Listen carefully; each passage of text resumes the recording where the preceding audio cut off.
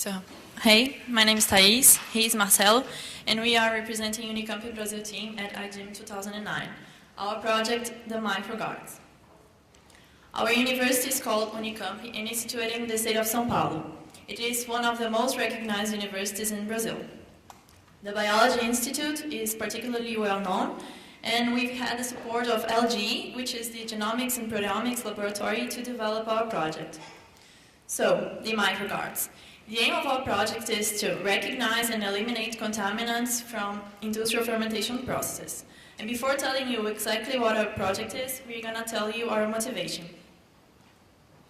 One of the things extremely discussed all over the world nowadays is about how to generate energy in a renewable way.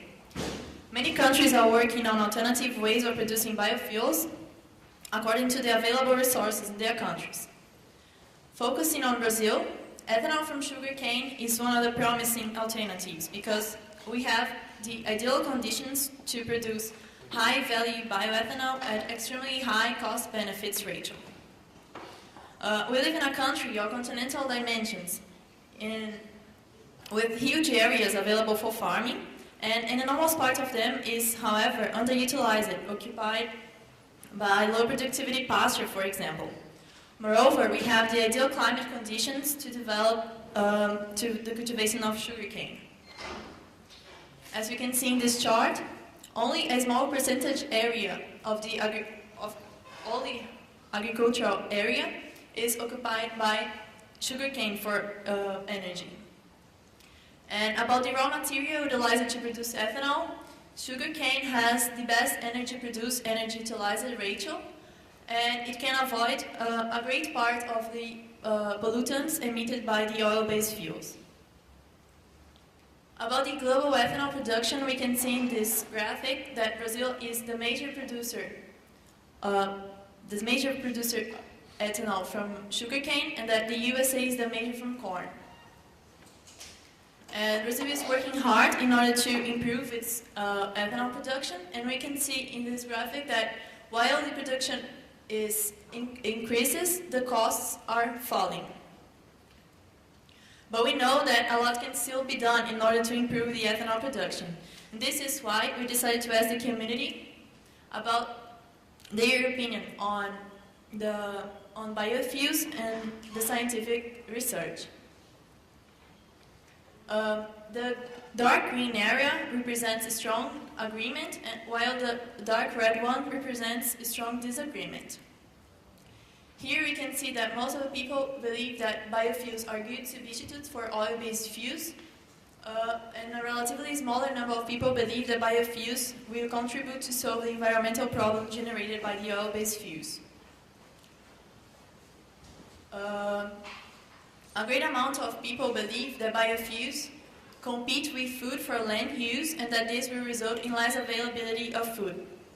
But we also found about the scientific research that most of the people believe that the scientific research aimed at obtaining more efficient biomass will enable appropriate land use, and that also that the scientific research should continue to strive to obtain more efficient biofuels using genetic engineering.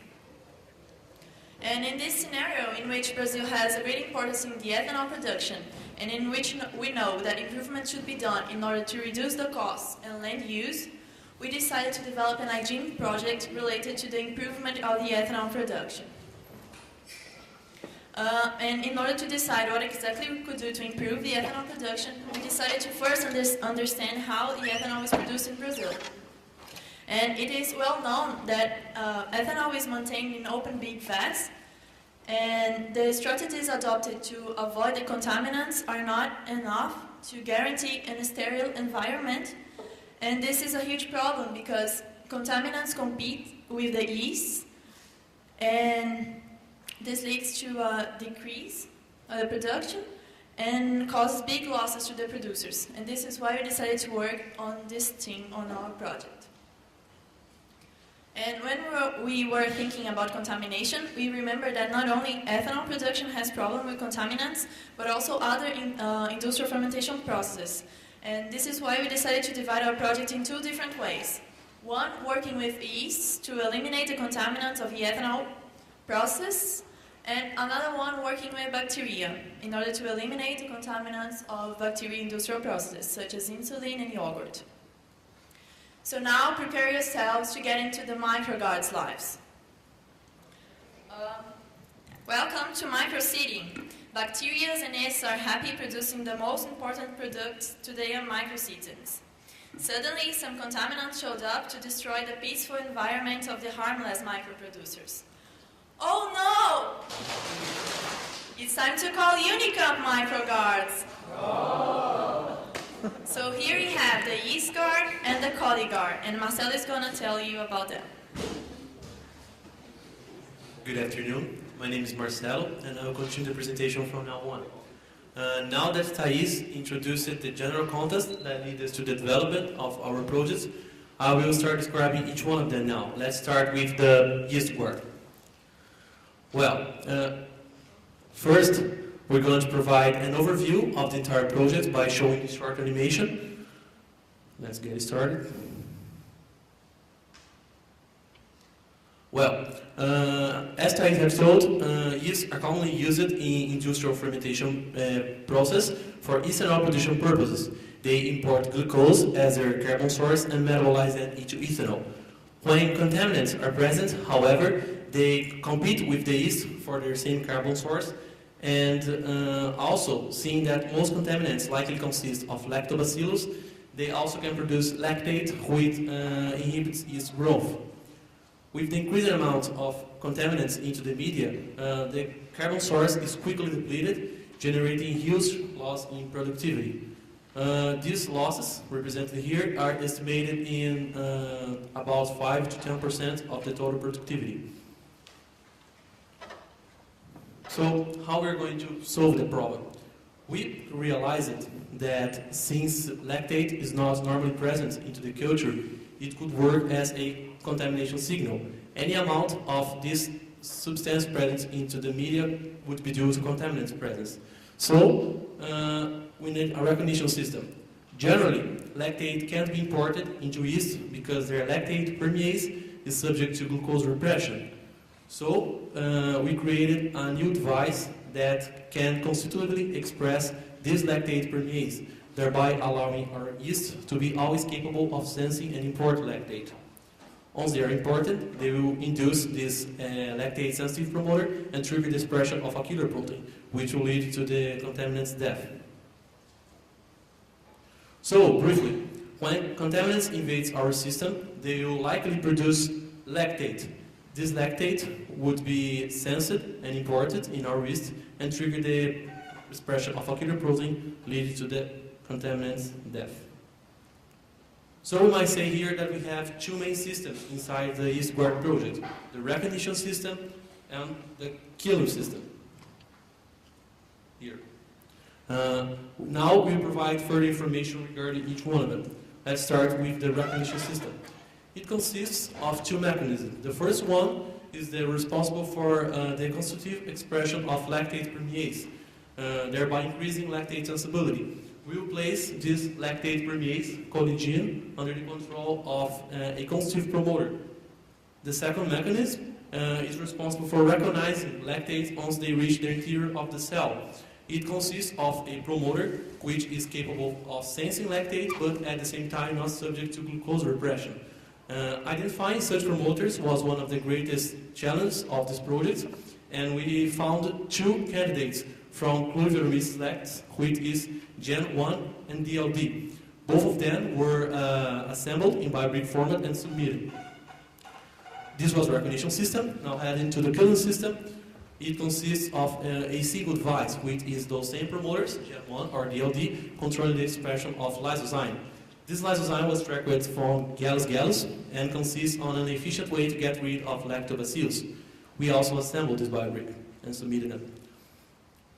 Finally, the results regarding this project: we successfully assembled these biobricks, being a few of them device we built for a characterization process, but we didn't have enough time to do so. We intend to do that for a near future project. Now let's describe the second sub-project called the ColiGuard, based on E. coli. It has a recognition and killing system as well, although it has been adapted to suit bacteria. And we also introduced a new system, the differentiation system. The recognition system. Briefly, this system must be able to recognize a signal presented or released by a broad group of contaminants. We thought of two candidates. The first one would be the conjugation process. Our Coliguard will harbor an F-conjugative plasmid, and seeing that most contaminants aren't provided with such plasmid, they will be able to conjugate with our Coliguard. Okay, so then we looked for any kind of signal that could be triggered in the beginning of the conjugation process, but we discovered that information regarding this signal lacks in the literature, and we decided to use PY promoter. PY promoter is described as one of the first promoters activated during conjugation process. It remains on the most upstream position of the tra-operon, which is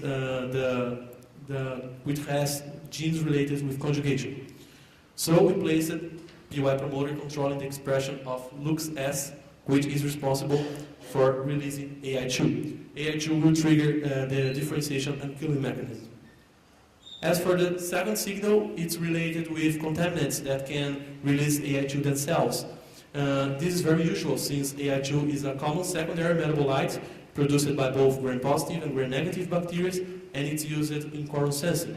So in this case, the first two steps are kind of skipped, and we will have directly the activation of differentiation and killing mechanism. So we can see that in both cases, the final result is AI2, and AI2 triggered the other mechanism. This happens through mainly, first with this construction wire here. We have here a AI2 sensitive promoter controlling the expression of Cre recombinase, which is essential for the differentiation system. That would be next explained. Okay, the differentiation system. Before we could proceed describing the mechanism involved in the system, it might be necessary to list a few characteristics we desire the system to have, what we expect from it. Well, first of all, we need the system to produce and create and maintain two different lineages, the worker cells and the killer cells. The worker cells will be the ones responsible for productivity, being unable to recognize and destroy any contaminants. As for the killer cells, they are able to recognize and destroy contaminants, but they also have productivity capacity. But this capacity might be much lower than the worker cell's capacity, since part of its energetic metabolism must be relocated for maintaining the recognition and killing system. So, aiming in the highest productivity, it would be interesting to keep a higher amount of worker cells and a lower amount of killer cells into the medium. This is what we're going to call the Bayesian proportion.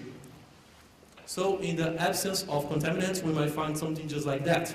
But it would be interesting that in the presence of a contaminant, the surrounding worker cells could differentiate into more killer cells, ensuring contaminants elimination. After the contamination procedure, however, these Bayesian proportions should be quickly and automatically restored.